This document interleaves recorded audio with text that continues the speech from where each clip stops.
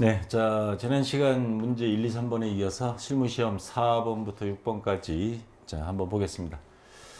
자, 4번 이제 수정 문제인데 일반 전폐 입력 및 매입 매출 전폐 입력 메뉴에 입력된 내용 중 다음과 같은 오류가 발견되었다. 입력된 내용을 확인하여 정정하시오. 자, 우선 여러분들이 봐야 될 건 문제를 딱 보면서 이게 부가가치세가 있냐 없냐를 먼저 보세요. 부가가치세가 있다면 매입 매출 전폐 입력에서 수정, 없으면 일반 전폐 입력. 그리고 그 해당되는 날짜, 여기 같으면 2월 10일이죠. 2월 10일 날 가서 문제와 입력된 거를 같이 보세요. 그래서 정확하게 뭐를 수정해야 될지 빨리 파악하는 게, 왜냐면 요때쯤 되면 이제 시간에 쫓기기 시작하니까. 2월 10일 낡은 공장 건물 외벽을 새로 페인트 칠한 후 500만 원 부가가치세 별도. 그럼 매입 매출 전폐 입력 봐야 되겠죠. 주식회사 강산페인트에 당좌 수표를 지급하고 전자 들어가 있습니다. 세금계산서를 발급받았다. 본공사는 수익적 지출에 해당하지만, 무슨 소리예요? 수선비, 비용으로 자본적 지출, 자산 증가로 잘못 처리했다. 자, 그래서 2월 10일 매입 매출 전폐 입력 가서 보니까 과세, 도세 500만 원, 50만 원 이렇게 쭉 돼 있습니다.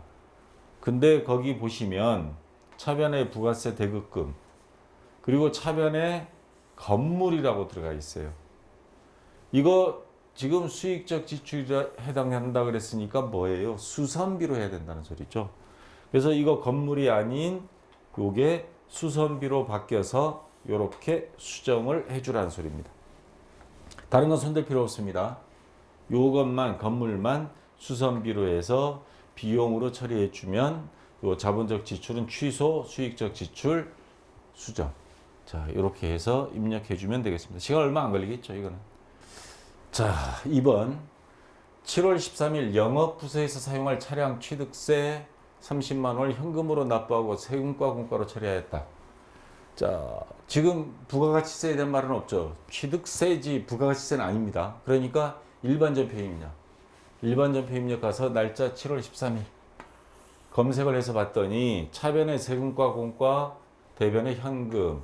그래서 각각 30만 원씩 돼 있어요. 자, 뭐가 잘못됐다는 거죠? 차량 취득세하고 등록세. 요거는 세금과 공과 항목이 아니죠. 한 번만 내는 거. 자동차세는 매년 납부하는 거니까 그거는 세금과 공과가 맞는데, 취득세, 등록세는 자산에 포함될 제 비용입니다. 그래서 요 세금과 공과를 지우고 요 자리를 뭘로? 차량 운반구 자산 증가로 봐야 됩니다. 그래서 요것만 수정해 주면 되겠습니다. 1번이나 2번이나 내용 파악만 빨리 하면 자, 금방 입력이 되는 문제죠. 자, 그럼 수정 문제는 끝났고요. 자, 5번 문제입니다. 자, 결산 정리인데 결산 정리 상황 다음과 같다. 해당 내용 입력하시오. 기말 현재 현금 보유액은 78,500원. 자, 이거 실제 금액이죠. 장부상 금액은 87,500원. 어느 쪽이 많아요? 많은 쪽에 일단 꺽쇠. 그리고 항상 고칠 수 있는 건 장부만 고칠 수 있죠. 장부가 많으니까 장부의 거를 어떻게 해야 된다? 줄여야 되겠죠.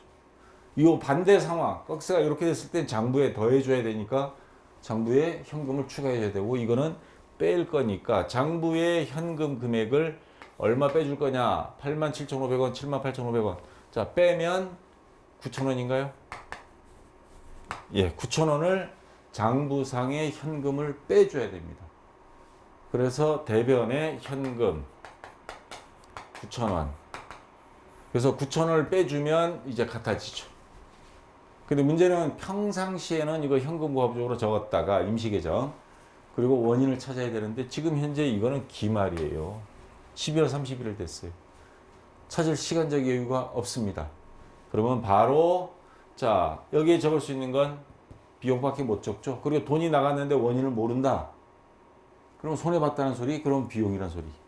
그래서 잡손실. 자, 영업의 비용입니다. 9,000원.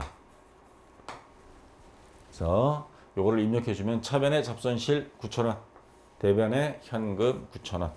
자, 어려운 문제는 아닌데 이거 어느 쪽이 많은지 잘 파악해서 금액을 빼야 될지 더 해야 될지를 구분만 잘하면 어려운 문제 아닌데 아차 잘못하는 순간에 반대 방향으로 현금을 차변해줬고 대변에 자비익 적는 사태가 벌어지지 않도록 요것만 신경 쓰기 바랍니다. 이게 시간이 막 쫓기는 시간이라서 뭐 좀 그렇긴 한데 자 조심하기 바랍니다.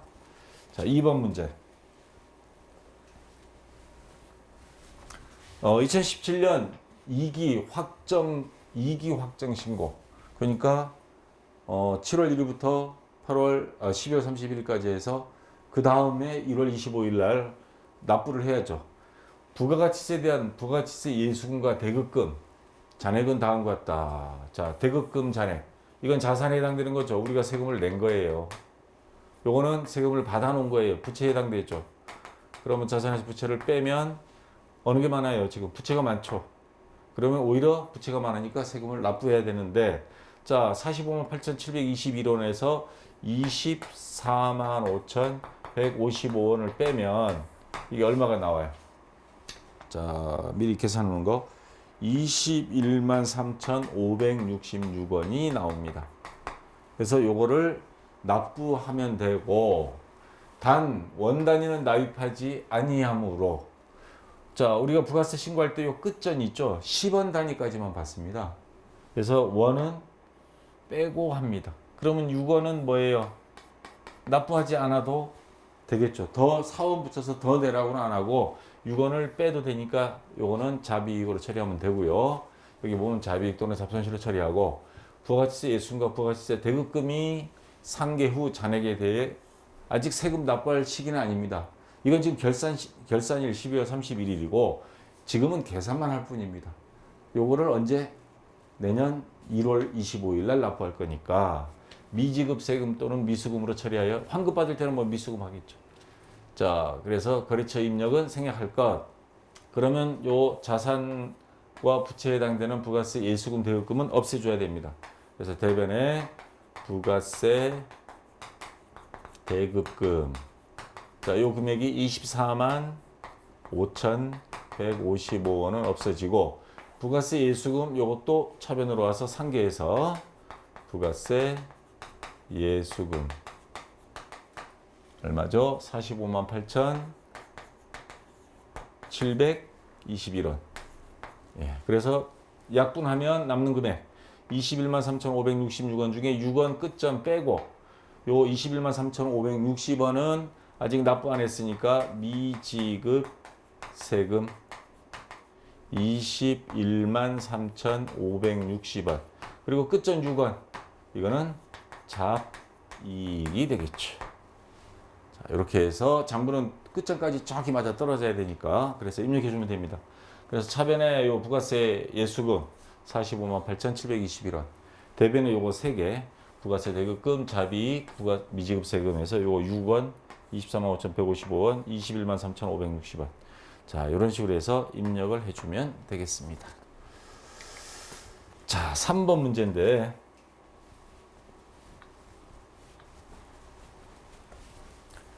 자, 결산 시 단기 매매 증권 평가에 대한 문제입니다. 다음은 결산이 현재 단기 매매 차익을 목적으로 보유하고 있는 주식이 내역이다. 당사는 단기 매매 증권이 평가 손익을 통산하여 회계 처리하고 있다. 자, 뭐 통산해서 그냥 따로따로 하지 말고 한꺼번에 묶어서 하라는 소리입니다. 전부 다 5천만 원 주고 3개 샀는데 전년도 말 작년 12월 31일 우리 공정가액이 얼마였냐면 5,500만 원이었습니다. 그 장부에 다 처리했겠죠. 시가. 그리고 올해 12월 31일 되니까 불사 떨어졌습니다. 5,500에서 5,150만 원. 그래서 빼면 얼마 손해봤죠? 350만 원이 손해가 났습니다. 그러면 단기 매매증권 평가손실 비용이 발생이니까 영업의 비용 단기 매매 증권 평가 손실 350만 원. 그리고 대변에는 자산에서 직접 빼야죠. 단기 매매 증권 350만 원. 그래서 자, 이렇게 단기 매매 증권 차변 단기 매매 증권 평가 손실 350. 그다음 대변에 단기 매매 증권 350. 이렇게 입력해 주면 되겠습니다. 그 다음에 이제 6번 조회 문제인데요. 다음 사항을 조회하여 이런 문제 답안 작성 메뉴 입력하시오. 1번 2017년 5월 현금 유입, 현금이 들어온 거, 현금 유출, 현금이 나간 거 차이는 얼마인가? 현금 출납장 들어가면 되겠죠. 정답지에 보면 월계표도 있을 겁니다. 자, 현금 출납장 가서 5월 달이니까 5월 1일부터 5월 31일. 그래서 엔터 치면 요거 날짜 조심해야 됩니다. 5월 30일로 했는데 그럼 31일 거는 안 나타날 수가 있어 버리니까 31일 했는데 아 보니까 이게 30일까지만 있더라 하면 30일로 딱 그때 가서 해주면 됩니다. 그래서 봤더니 입금, 돈 유입, 출금, 유출, 합계 들어온 거는 1억 2,295만 6천 원. 출금 나간 거 여기 월계 이렇게 나와 있잖아요. 8,695만 6천 원. 요거 빼주면 되겠죠. 빼주면 차이 금액 얼마예요? 차이 금액이 3,600만 원. 3,600만 원. 자, 요거를 입력해 주면 되겠습니다. 그 다음 2번 문제. 2017년 상반기, 그러니까 1월부터 6월까지 접대비 813번입니다. 판매비와 관리비니까 813번. 접대비가 가장 많이 발생한 월. 접대비는 특정 계정 과목 있죠. 그럼 계정별 원장 들어가세요. 특히 총계정 원장 할 거냐, 계정별 원장 할 거냐, 둘 다 됩니다. 근데 계정별 원장은 막 늘어지고요. 총계정 원장은 딱딱 필요한 달만 나타나요. 지금 요렇게 1월, 2월, 3월, 4월. 그래서 이런 월별 비교를 하는 거는 총계정 원장이 낫고 그렇지 않고 세부적으로 봐야 된다 하면 계정별 원장. 특정 계정 과목이니까 자, 총계정 원장 가서 1월 1일부터 6월 30일까지 1월 1일부터 6월 30일. 자, 그리고 접대비 813번. 그래서 엔터 치면요. 가장 많은 거 100만 원. 3월입니다. 그래서 가장 많이 발생한 월은 그럼 3월 3만 아마 치면 될 겁니다. 그래서 이거 입력해 주시면 되고요. 자, 3번 문제. 2017년 3월 중 주식회사 부흥상사로부터 외상 매출금을 회수한 금액은 얼마인가? 거래처에 대한 거죠. 외상값. 거래처 원장입니다. 자, 거래처 원장 가서 3월 중이라 그랬으니까 3월 1일부터 3월 31일까지 계정 과목은 외상 매출금. 거래처는 부흥상사 153번에서 153번까지 엔터 치면 회수한 금액이니까 외상 매출금 감소한 걸 말하는 거죠. 외상 매출금 감소는 대변에 표시가 되죠. 이건 외상으로 준 거고 차변은 616만 원을 3월 한 달 동안 외상으로 줬는데 그중에 330만 원 수금해 왔고 잔액은 286만 원 아직 수금 못 해왔다. 이런 뜻이죠. 그래서 정답은 요거 330만 원을 입력해 주면 금액은 얼마인가 했으니까 입력해 주면 되겠습니다. 자, 조회 문제도 그렇게 시간 오래 걸리는 문제는 없었습니다. 자, 여기까지 수고했고요.